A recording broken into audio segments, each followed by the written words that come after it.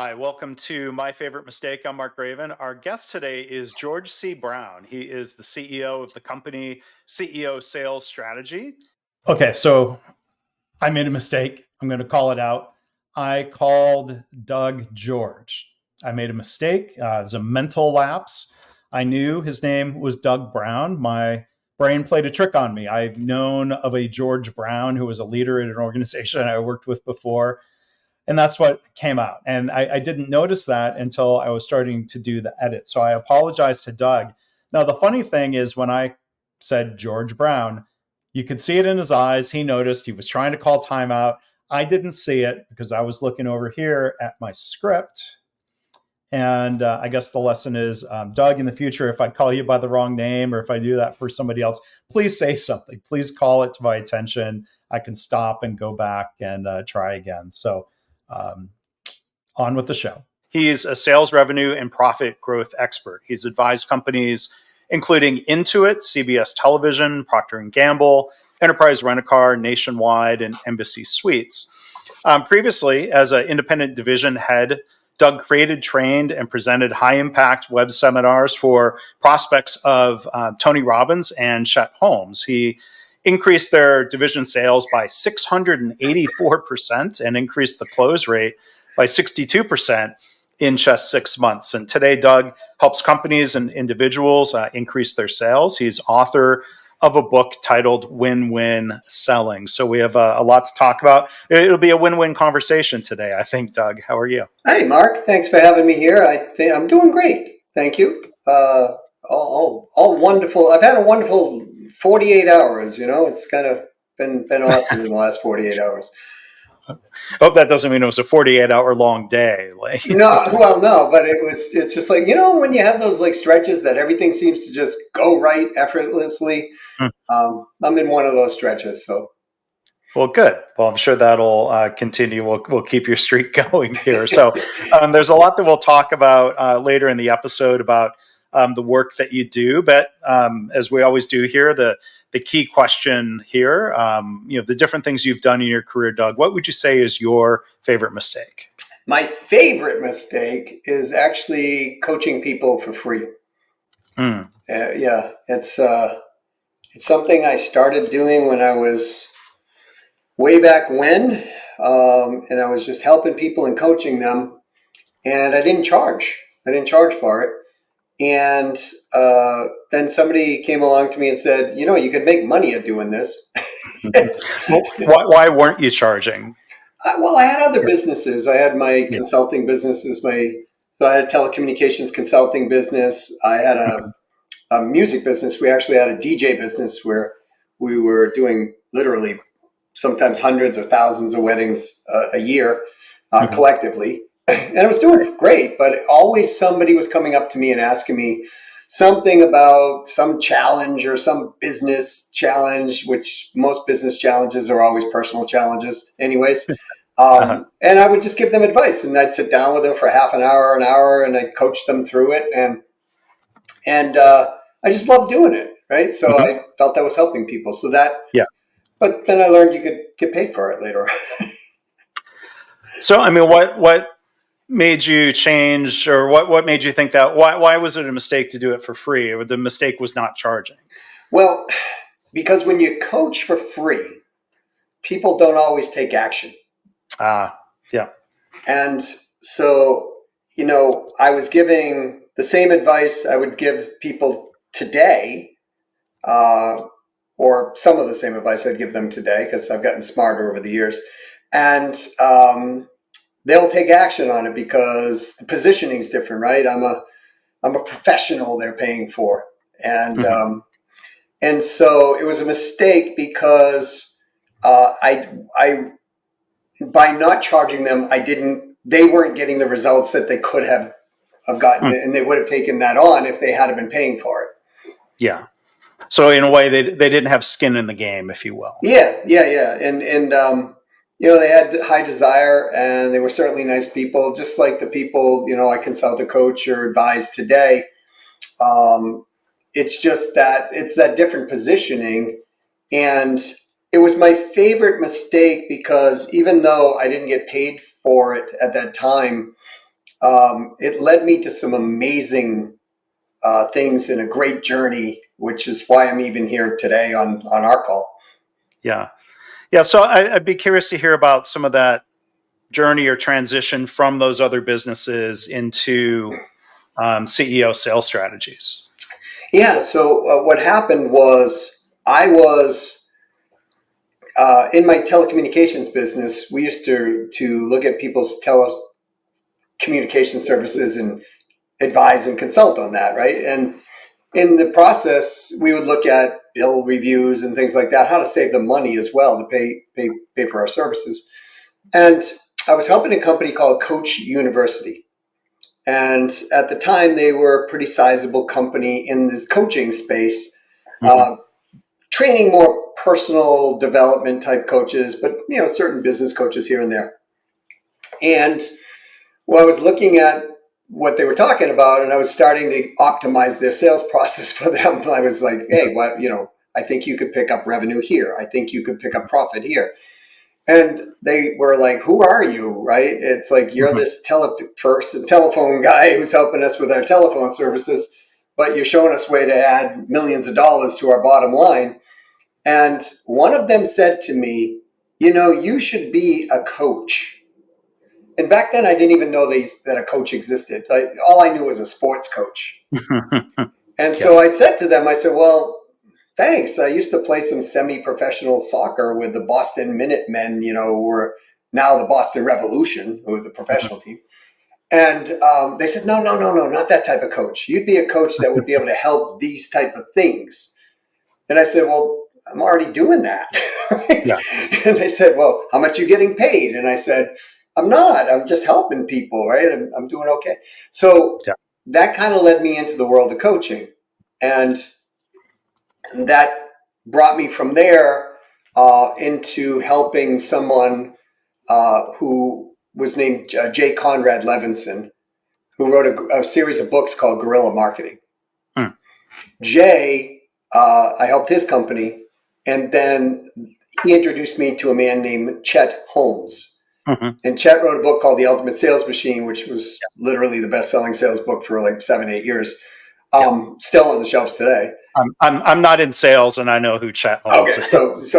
So when I met Chet, that was my first foray into getting paid for coaching. So, Jay paid me another, in kind of trade-off services. So I said to Chet, I said, I've been coaching people. I have my businesses. You're dealing with a business-to-business audience. You want to give me a shot? And he did, and I quickly became his number one producing coach in the first 4 months. I was, generating $65,000 a month in coaching sales for him. And so he's like, okay, kid, who are you? And so then he asked me to train the other coaches. And so I did that. And then he asked me to train the sales team, and I did that, and asked me to train others. And along that time, a man, a guy with pretty big stature too, named Tony Robbins, came along. Saw what Chet was doing. They merged. And then they asked me to take over the whole organization and run it from the president of training and sales position. And so then I took Tony Robbins' close rate from 17.8% to 43.2% across his presenters teams. And that caught on because, when you help Tony Robbins, it's pretty much like helping the top of the top at that point. And so then people just came out of the woodwork, and they're like, hey, will you coach me on this? Will you coach me on that? And it just blossomed from there. Yeah. So, somebody who has been successful in a field like sales. Imagine, being good at it and being able to break down why you were good at it. Yeah. Or a couple, there's a couple different things. And some people, I think I'll make a sports analogy of, was it true that Ted Williams was not really a great hitting instructor? Because he had trouble relating. This is my recollection of hearing this history. Like, he had just such innate hand-eye coordination or ability. Yeah. Somebody who's really great at something might not be the best coach for others, as opposed to somebody who's struggled and because of that struggle can relate to others who are struggling. Yeah, and I think it goes both ways, right? Because there are certain people who have never, like when I was selling, going through college, I was selling music equipment. And we were selling to professional bands, the bands that everybody listened to on the radio. And there was this gentleman that I worked with. His name is Jake LaRock. And Jake could not play more than 3 chords on a guitar, like, Smoke on the Water or something. It was like, it was like that, right? Yeah. But Jake was the #1 salesperson for guitars, I believe, in the country, certainly on the East Coast. And so I went to him one day and I said, Jake, dude, you can't play guitar. Like you like, no disrespect, but you just can't play. But I said, but you're the #1 sales guy. Yeah. I said, why? Why? Yeah. How? Because I was curious. And, we're working with Joe Satriani, Stevie Vai, Aerosmith, Toto, big bands, right? Yeah. And Jake said to me, Doug, you don't need to know how to play guitar in order to be able to know how to sell guitars. Right. And so that was a gentleman who knew how to communicate with musicians, high stature musicians in all types, and knew how to ask the questions to either help them with a problem or help them with a future opportunity that they're looking to resolve or gain. And so that's an instance of a Ted Williams potentially, right? I didn't know Ted Williams. I showed him in Boston, right? So, but he was a little before my time. But then there's the other side who, could be like a Stevie Vai or, somebody who's, worldwide known for their guitar expertise, who can also break it down into stages and steps and baby steps. And I studied Aikido as a martial art, and it never ceased to amaze me that these small statured people would whip around a 320-pound male, easily.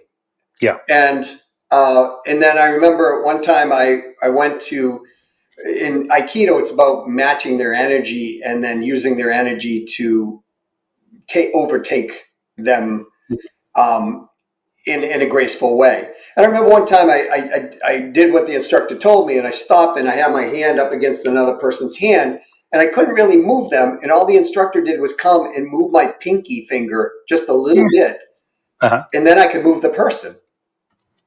So what my instructor used to do is take and break down in 6 or 7 steps, like the move that we were doing.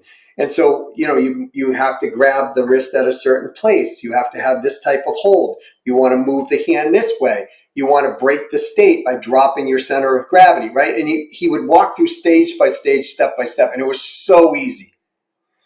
And so he was an example of somebody who was amazingly talented, but also could break down the steps and stages. I took all of that from those 2 people and incorporated it into what I do, because if I can teach people the steps of communication, then they're prepared. And because, not every conversation goes in a linear fashion, right? So, but if we know how to recover or how to move our wrists, so to speak, or what people want, what the business return on investment, the personal return on investment is, and we know our ideal buyers and influencers, we can just have conversations with them, and that's selling. Yeah. I'm going to take this conversation in a little nonlinear direction. I do want to go back to one question I wanted to ask about your transition from you're helping people, you're coaching them for free. You decided to start charging. For that, or in general, there's always this question of, well, how do you decide what to charge? What's your value? What are people valuing and willing to pay? How do you make sure you don't sell yourself short? Yeah, well, that's a great question. And it goes back to the words you used: value, right? So the thing that stops people usually from charging their own worth is their own limiting self-beliefs about themselves. And so that's how we don't undercharge, right? But a formula for that is we want to look at where the potential client is, where the potential client wants to be and what's the difference between those two. And then we can take a percentage of that is reasonable. So let's say somebody wants to grow by $1 million. And we know that we can get them there to $1 million. 10% of that is not an unreasonable ask, right? So $100,000. Now, they may go, wow, that's a lot of money for $1 million growth. But the reality is then you look at the profit that they generate. So let's say that they're generating 30% profit. So they get $300,000. You get $100,000 of it. They're up to $200,000. So they're up 20% on profit. But they're also up on $1 million on gross revenue. So if they're up on $1 million in gross revenue, what additional value does that bring? So, for example, do they have a better standing in the community now? Are they more competitive? Can they drive additional funds because you've increased their marketing budget? Could they increase head count? Could they pay back loans that they might have had? Are they trying to be a public company or a public company, and that $1 million now translates into shareholder growth, right? There's all these factors that we add in as additional value. So then when we add that in and you start to stack that value, so to speak, right? Let's say it's $1 million in revenue growth, 100% in profit, but now all these other factors turn out to be, say, another $1 million. I'm just making a number up. Well, we got $200 million and we're asking $2 million, we're asking $100,000. That's 5%. Plus, they're never going to get that kind of return on a bank or a personal loan, right? So we want to take value, the exact word you said, Mark, and we want to figure out what that value is, and then put a modest number to it. And because quite frankly, on $2 million, you should get more than 100,000, right? And so, but if we don't have a formula for it, it's really hard. And we just kind of say, well, what's this or what's that? And then we shoot too low most of the time. Oh, by the way, you can always go too high and then come down. It's a lot easier to do that than to go too low and then try to come up. And if we price too low, the value perception is it's not really going to be that good. I mean, you go in for a meal and it's, 11 cents. You go, well, okay, is the food any good? Like, is it safe? Is it? Yeah, right. So. Right.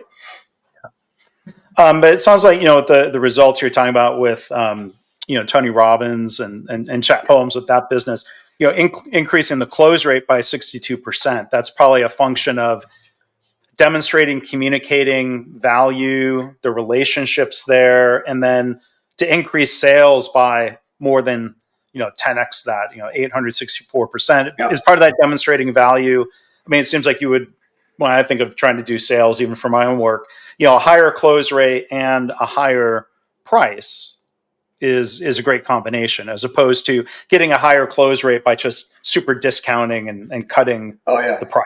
Right. Well, firstly, discounting is never a great idea. And super discounting is one way to get yourself out of business very quickly. Because what people don't realize on discounting is that when they discount by X, they might have to sell 5 to 10X to make up for that discount. Because there's a cost to sale every single sale. Yeah. So a lot of people don't figure in what their cost to sale is. So if their cost to sale is 25%, and they have a 25% margin and they discount it down by 25%, I'm just making the numbers easy, they actually have a zero cost, but now every sale costs them 25%. So they've got to figure out how many sales does it take to actually break even for that discount. Right. And how often do quotas or incentives end up driving sales in a way that's not driving profit? Like I worked for a company at one point in my career, more than 20 years ago, and enterprise customers had been deeply conditioned that if they placed an order in the last couple of weeks of the quarter, they knew they would get a huge discount because the business and salespeople were trying to hit their number. And it seemed like at some point you're stealing from yourself. You're robbing Peter to pay Paul. I don't know if that's the right cliche. But how do you avoid a situation like that where it seemed like that wasn't really best for the profitability of the company? So there's a few different things there that I'll unpack. Number one, if we're training the clientele to actually do that, well, they're just going to keep doing it. Right. Right? Why wouldn't they? I don't fault the customer for that. No. So it's usually a company issue more so than a buyer's issue. But then the other question is, are we selling to the right fit buyer, or are we just selling to any buyer? Yeah. Right? Because the right fit buyer essentially is they want what you want and you want what they want. Yeah. And they're able to do that and you're able to do that. So many people are out there just trying to hit quota because they're out there hitting numbers at any cost whatsoever. They're working, much harder than they should, or at least than they need to. And, what if they took that same energy and intensity and first identified what that right fit buyer is? I mean, that's always, Mark, where we start. Like somebody wants to double their sales. It's like, all right, we go through what we call the core process, which is we identify who the right fit buyer is, and the profiles of that, as well as the influences that are involved, because mostly today there's multiple decisions that are being made. And we focus on that, and we dump our marketing and prospecting into that. And then the periphery comes off of that versus where most people are doing it the opposite way. They're just dumping it into the potential category, and they're missing that ideal buyer. So and the third thing would be is how are we demonstrating value that the buyer actually in the influence is actually value, which goes back to right fit buyer if you don't know what that is, right? Because there's always a business return on investment that people are looking at. In addition, there's always coupled with the business return on investment, a personal return on investment. And most people aren't selling to both. They're actually selling to the business return on investment. That's kind of what gets them in that challenge mode. Now, would that personal return on investment be, let's say, an enterprise buyer who's going to be more successful in their career because they've made this purchase decision that's good for the business? It then reflects well on them. Is that what you mean? Yeah, that could be. So it's higher repute in the industry, maybe. It's higher repute in the company. Maybe they're, for holding a certain margin, they receive compensation or end-year vacation that they can take their significant other and family on, right? I mean, I've had chief financial officers say to me, Doug, I can't do this quarter. And the reason I can't is because this will throw my margins off and I won't get my bonus this quarter. Right? So it's like, what is the personal return on that? They want the money, right? Right? So, we want to get to know the buyer as well as we know our best friends if we can, and understand what that, what we would call POI, personal, or personal return on investment, PRI, I guess. Yeah. Right. What is that? And how does it relate to what we're doing? Because sometimes, and I've seen this happen. Actually, a friend of mine was just talking about this the other day. He called upon a buyer, and the buyer is like, I am traveling for 3 weeks, maybe 4. I'm out of my mind, right? Right. And so somebody who just trying to make a sale is not playing for that person's benefit. They're going to try to push that sale, and they'll lose it. My friend, smart enough to play the long game, and all he did was send an email the next day to the person saying, hey, look, I hope you're no, it was 2 days later. I hope your trip is going amazingly well, and I know how it is to travel and be be under the gun traveling with all the travel restrictions and everything that's going on. I'll catch up with you in 35 days like we talked about. Well, the buyer read that 2 or 3 days later and actually got back to them and said, hey, you know what? I really appreciate you understanding where I'm coming from. Let's set an appointment now. Wow. And so that's playing the long game and positioning with what they want as well as what we want. And that in itself, Mark, is value to a lot of people. Yeah, so on your website, you talk about this phrase jumped out at me. Sales is a human to human connection. It's not just rational ROI and technical capabilities Yeah. and these relationships that you're describing there. I hear you talking about empathy. That guitar salesperson clearly had that human to human connection with Oh, these yeah, no famous question. musicians, not because they were peers, but he was able to navigate that. Yeah. Yeah, and we are selling to human beings. Sometimes maybe there's only one person in the sale, which is ourselves, right? I mean, Mhm. we're trying to, should I go to this or do that, or should, like when we're growing up and we're going to, maybe we want to go to university, college, or whatever, right? Higher education. Should I go to a private school? Should I go to a public school? Should I even be going to college at this point? Should I go into the military? Should I do that? Right? And all these Mhm. questions, because now in our head, we're starting to sell ourselves. Mhm. Right? So it happens that way as well. Should I ask her out? Shouldn't I ask her out? It's like, yes, ask her out, because you'll know what happens afterward. But the reality is, we start to do that sales conversation in our head, but we're doing that with other people as well. And Yeah. so this is all about human to human connection. We don't sell to CFOs, CEOs, business owners, moms, dads, uh, coaches, Mhm. empire builder. We don't, those are titles, Mhm. right? We are selling to human beings who have a title. It would show human beings have feelings, emotions, all that stuff. And if we don't deal with that, you know, I Mhm. mean, might as well just do an online sale, but even that Yeah. has emotion attached to it, right? Right. So, Yeah. yeah. Well, so you talked about these life decisions of going and getting degrees and going into the military, and you've done all of that. The one thing Mhm. that was not really in your bio, but I read kind of, on your website, beyond the initial bio, you served 12 years in the U.S. Army Mhm. and have these different degrees. Before we get into the degrees, I'm curious, like the life pivot into the Army. How did that come to be? So I laugh because to me it's humorous. My father was an electrical engineer and Mm. he had an electrical machinery repair company. So growing up, I worked for him from the age of 3 all the way up to 18, even while I was building side businesses.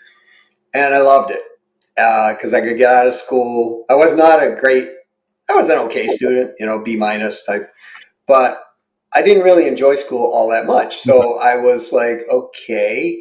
But my mother, she was a nurse and a sales representative for Avon, very successful for Avon. Mhm. She made more in Avon than she did as a nurse.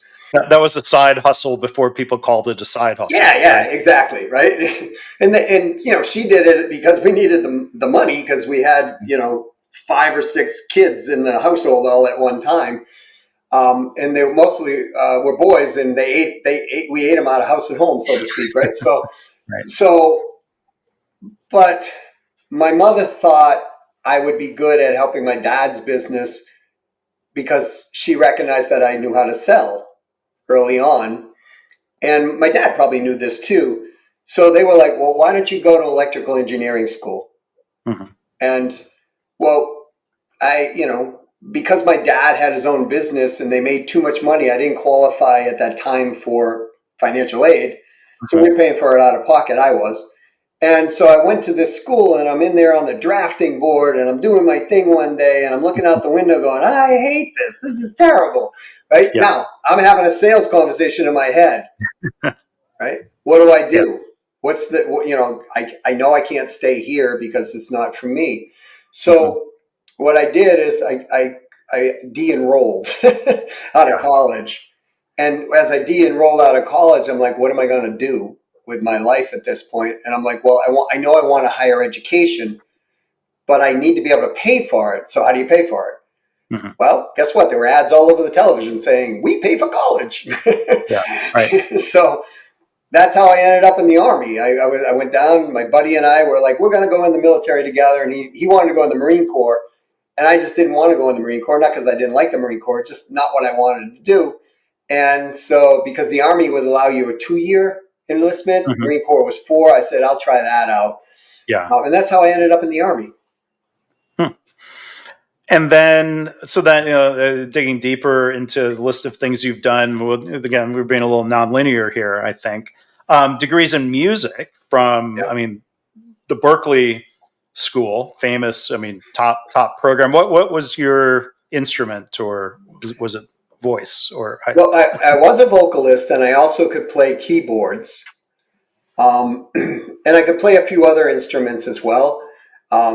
So the thing is if you're a vocalist and you confront a band, you're pretty sought after, so to speak, right? But if you could play an instrument and you were a keyboard, I mean, and you were a vocalist, and you were good at reasonably good at both, it gave you more opportunities. And that's what happened with me. And yeah, and I ended up with Berkeley.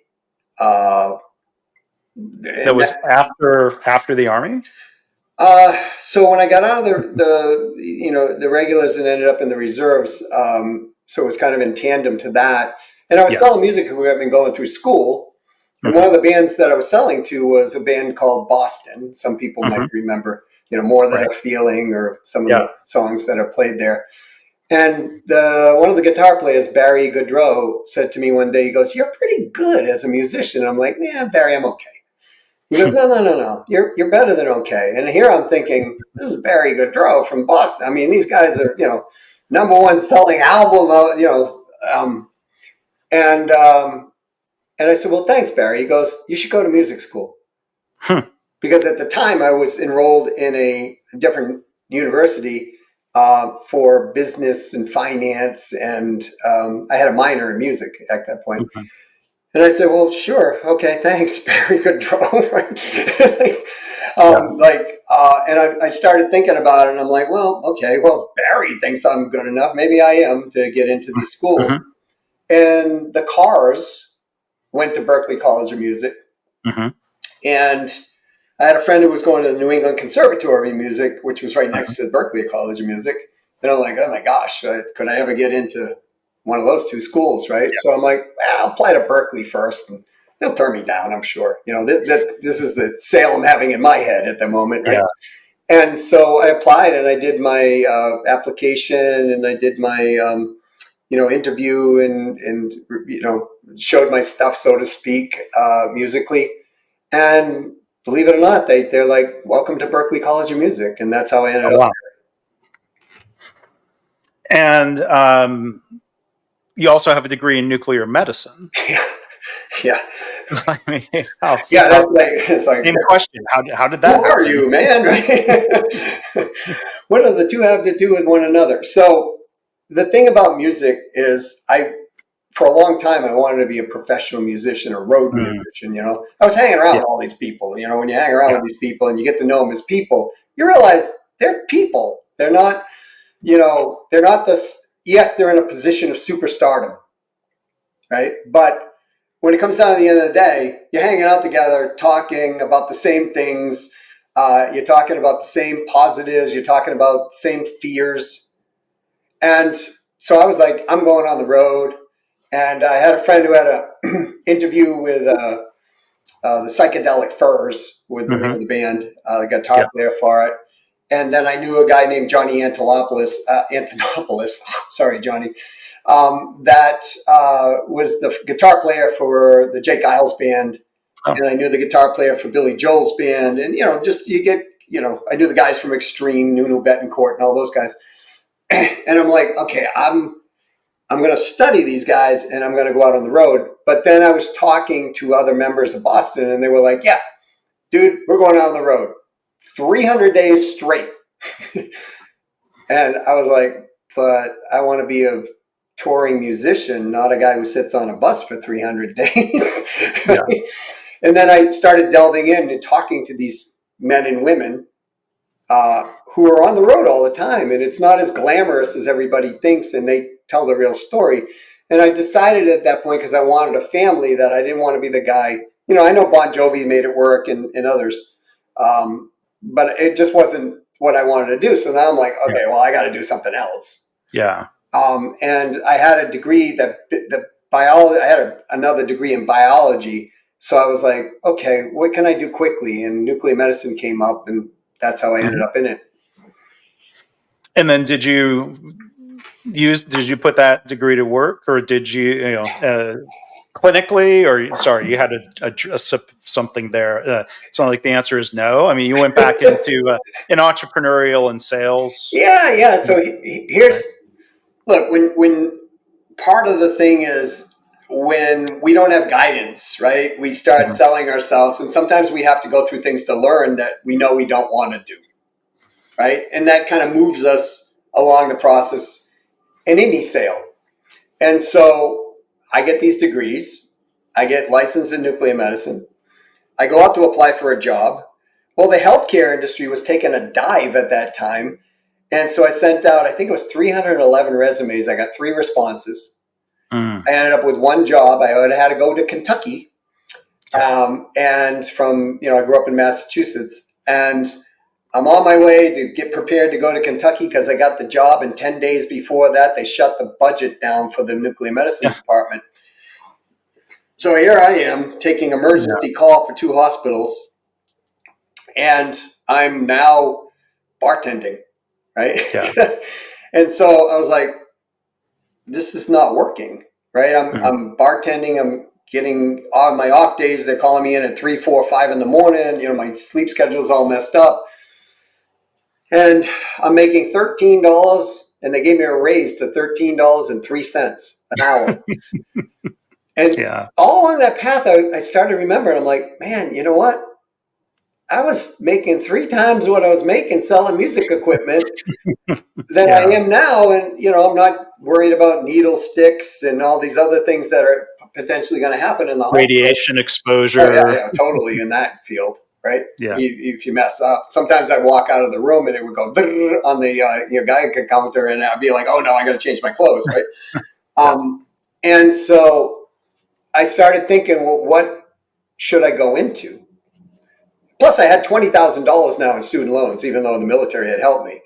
And so, and then I got married, and I was like, I want to have a family, so I'll give sales a shot.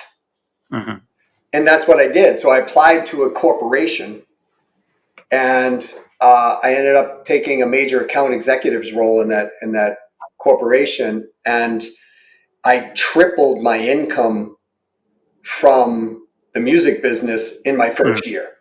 Wow. And I was like, okay, there's something to this. I just made, a year's worth of income in a short period of time. Yeah. This is called leverage. Now I know what people were talking about. And so I just never looked back from that point. And then I was studying, and that kind of led me into my own business as well, into the coaching realm, et cetera, et cetera. Yeah.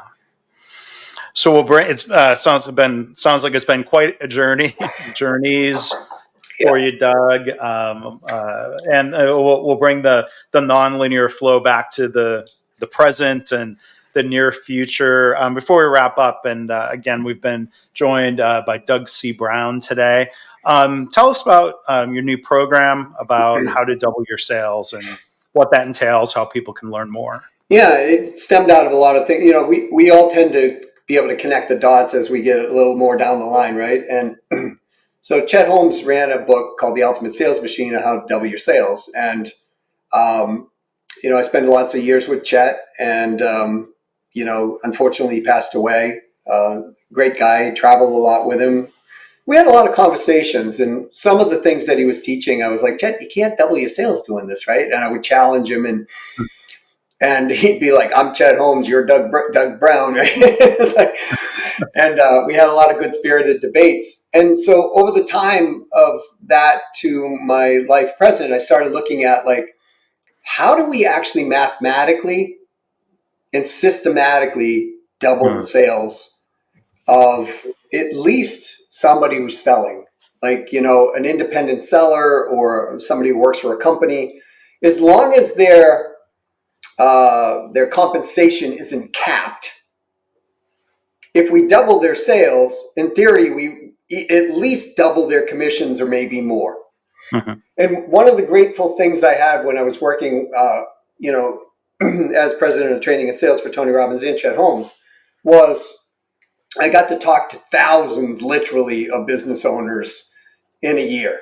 And they would always say the same thing, like, I don't know what my sales team's doing. I think I've got to fire them. And then I would ask them questions like, well, tell me what they're doing. And they'd tell me, and I'd say, okay, well, how are you tracking this? And they'd be like, well, we got a spreadsheet. I'm like, you expect a high-performing salesperson to actually do a spreadsheet? Yeah. And they'd be like, yeah. Or they'd be like, I don't have any way of tracking that. And I'd say, well, how do you know it's not you or your company versus them? How do you know you're not going to fire this person prematurely when they can actually thrive in your organization? Right? So I started way back then starting to look at how to create formulas. And so what I did is I did create a formulaic process, which is easy for anybody to follow. And as long as they do the process, they literally will increase their sales numbers, and they literally can double or even triple their sales. So I did that. But one of the first things that I realized, Mark, where people are making the big mistake, and you asked me, early on, how did I actually increase sales at Tony's and Chet's, right? There were a couple ways. One of them was segmentation. So segmentation means you offer the right offer to the right buyer. So then the natural question is, what's the right buyer? Right? So in stage one, we help them figure out what is the right fit buyer, because increasing leads to the incorrect target is just going to increase leads. And yes, in theory, if you double your leads, you could double your sales, but you're working way harder. Right. But if we can increase the quality of the buyer and the buyer fit, now if we increase leads by 20%, we might actually even double sales off of that.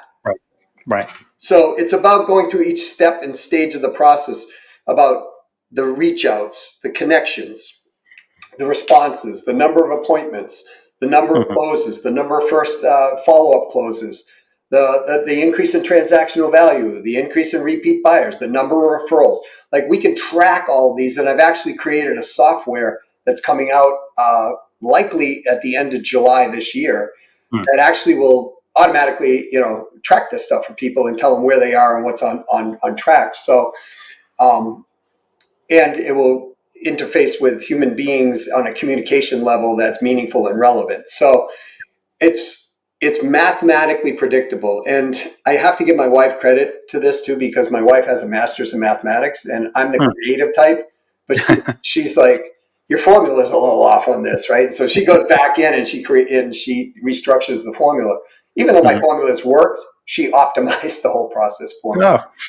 So that's how we do it. And, we start off, with what we call core, which is that understanding, intimately understanding the buyers and influencers. So is your website, ceosalesstrategies.com, the place to go for that? Yeah. It's ceosalesstrategies.com. If they want to check out core, which is the first step, ceosalesstrategies.com/CORE, core.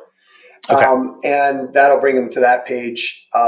We're actually running what we call a founder's investment right now on that page. So if they want to go there and save themselves a significant amount of money, this is not a discount. It's something we're rolling out, consciously.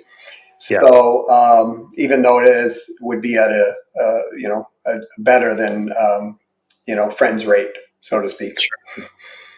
All right. Well, I hope people will check that out. Again, our guest today has been Doug Brown. You can look for links in the show notes to his website, his book, social media, and more. So, Doug, thank you for being here. I'm glad your favorite mistake led to some really great things for you in life and your business. Yeah, I really appreciate you having me on here, Mark. Great questions. Appreciate the interview. I do a fair amount of these, and I got to tell you, you're at the top. So thank you. Oh, thank you. I appreciate that.